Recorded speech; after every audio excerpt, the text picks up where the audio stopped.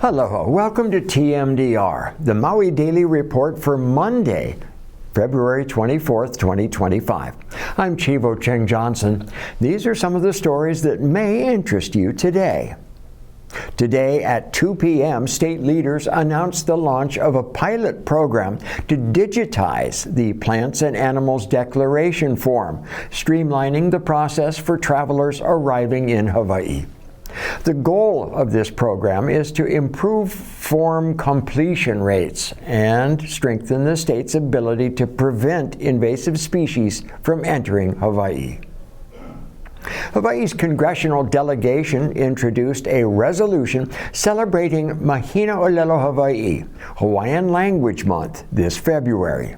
Senator Brian Schatz highlighted the resurgence of Olelo Hawaii and said that it should serve as a model for indigenous communities.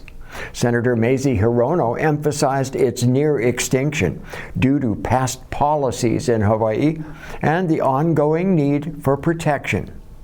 Representative Ed Case stressed that basically all indigenous languages require continuous effort to survive. The resolution honors the success of language revitalization while reaffirming commitment to its preservation. E ola ka'olelo Hawaii. Last Friday, after 30 years in prison, Judge Kirsten Hammond vacated the sentence of Gordon Cordeiro for the 1994 shooting of Timothy Blaisdell. Judge Hammond said that he was to be released from custody immediately. She ruled that new evidence, including DNA test results, would likely change the outcome of another trial. Cordeiro was serving life without the possibility of parole. After his conviction, new testing on physical evidence from the crime scene excluded him as a source of DNA, both on Blaisdell's body or anywhere at the crime scene. The 2025 Hawaii Wildfire Summit will take place this week, Thursday and Friday, February 27th and 28th in Kona, bringing together wildfire experts, community leaders, emergency responders, and others to strengthen wildfire resilience. Hosted by the Hawaii Wildfire Management Organization and supported by multiple agencies, the summit's goal is to ignite action. Day one features expert panels on wildfire resilience, lessons from Lahaina, community preparedness, fire technology, and policy updates. We have a video on that subject coming up a little bit later in the show.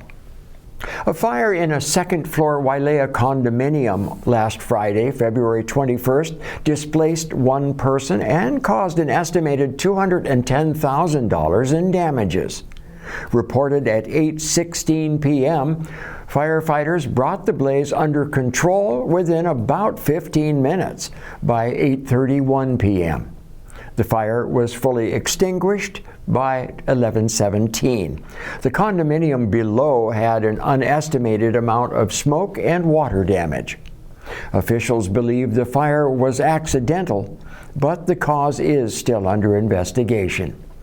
No injuries were reported, and the displaced resident is receiving assistance from the American Red Cross. Motorists should expect traffic delays as more modular homes for wildfire survivors are transported from Kahului to Lahaina's Kalaiola housing site. Hauling will occur nightly at 9 p.m. from February 26th through the 28th. With a truck caravan moving homes from the Kahului Small Boat Ramp along Kahului Beach Road to Lahaina. The University of Hawaii at Manoa won a $750,000 award from the U.S. Department of Transportation for its leadership in transportation safety innovation. Led by Professor Guohui Zhang, a student team developed an AI-powered intersection safety system using sensor fusion. Their design integrates LiDAR, RGB cameras, thermal cameras, and traffic signal data to detect and prevent intersection crashes.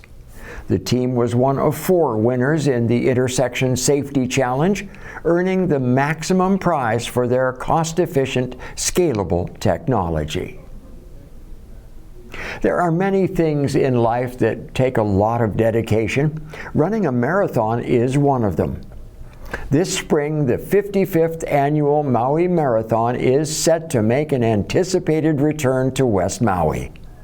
This year, the Maui Marathon features all new full and half marathon routes.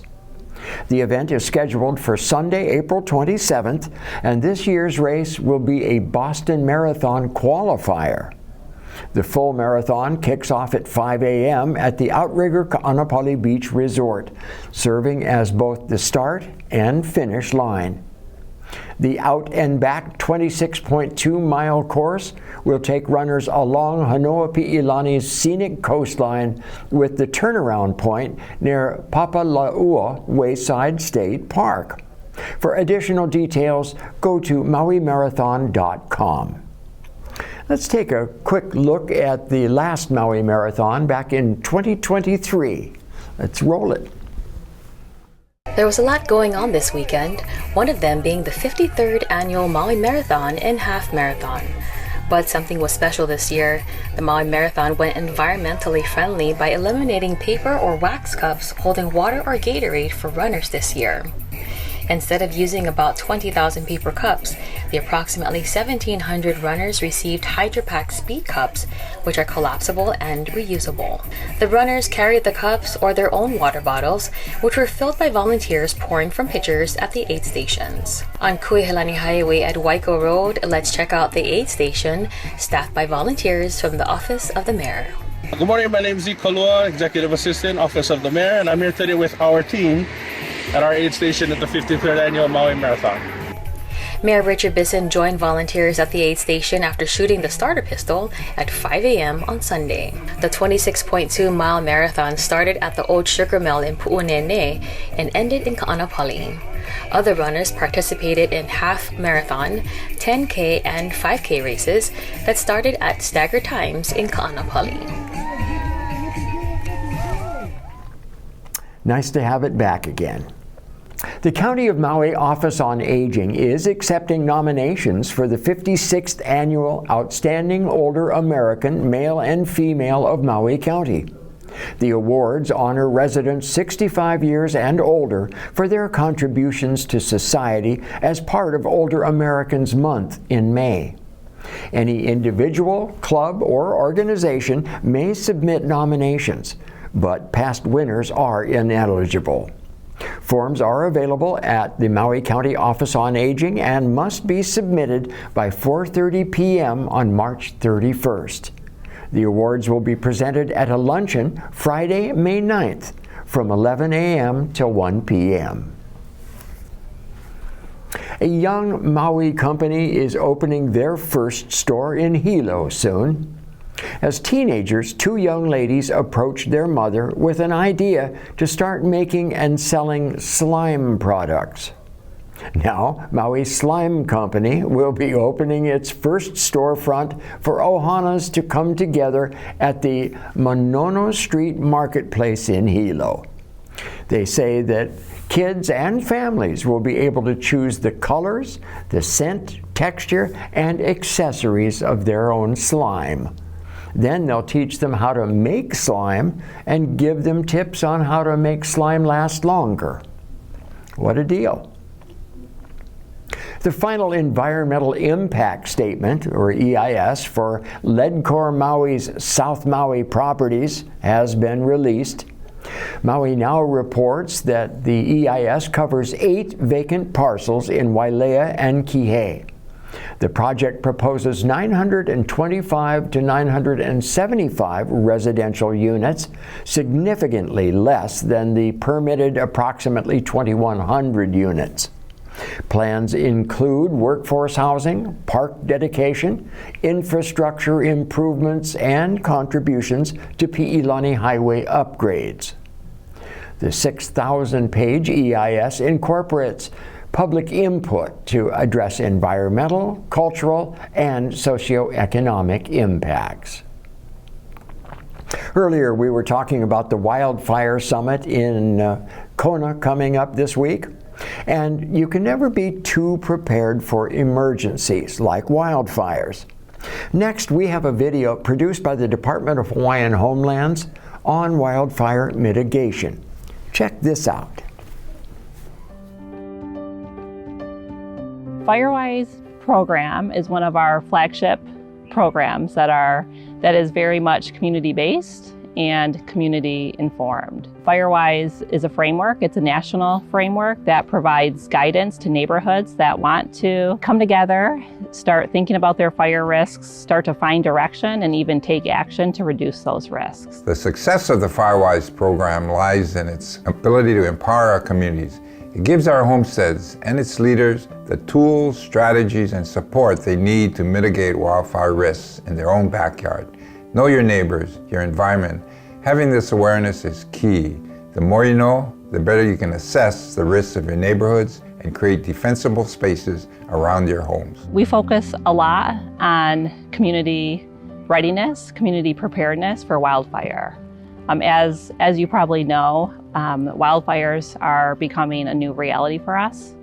And there's a lot that we can do ahead of time to prepare ourselves for wildfire. 99% of fires in Hawaii are human caused. This is very much a human problem, which means it's going to require a human solution. We're coming together with FireWise because we realize that we need to have a hand in our own future and to participate in taking care of ourselves and be prepared to help others as long as we're able to help ourselves. We work very closely with Hawaii Wildfire Management Organization, and they in particular are really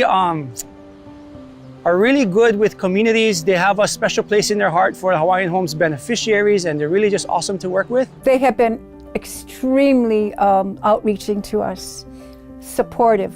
Whatever you folks need, let us know. If it's flyers, we'll fly up, we'll do a workshop, we'll do a webinar. It's pretty simple and straightforward.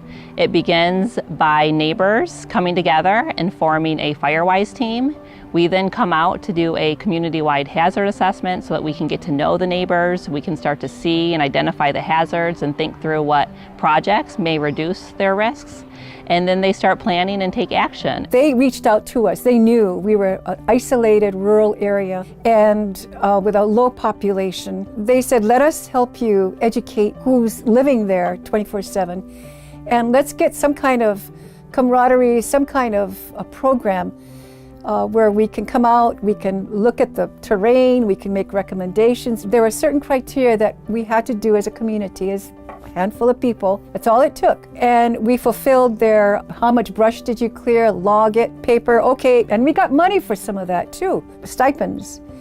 And so we followed through with that program and we got certified. This is something we can do for ourselves. We can take care of our own safety, we can take care of our community. One of the reasons that FireWise program is so important is because firefighting is our very last line of defense. There's a lot that we can do ahead of time, collectively and individually, to prepare ourselves, our families, our homes, our entire neighborhoods for wildfire. The fire department is going to help save lives. And whether you're urban, whether you're rural, whether you're pu'ukapu, you know, it doesn't matter. We've got to step up and make sure that you come up with a program and talk about it. It's all communication. So another lahaina, you will be able to communicate with your community. My recommendation is, and I highly hope the homesteaders that live with all the utilities, that can be a plus for your community. Jump in, get certified. In the case of our state's next devastating wildfire event, it's not a question of if it will occur, but when. And are we really prepared for it? It is the department's goal to have our homesteads certified as FireWise communities. So this is a call to action.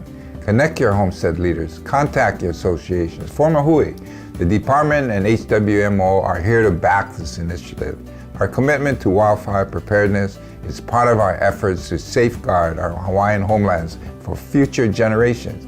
It is through partnerships like these that will ensure our communities are resilient and well prepared against the threat of wildfires.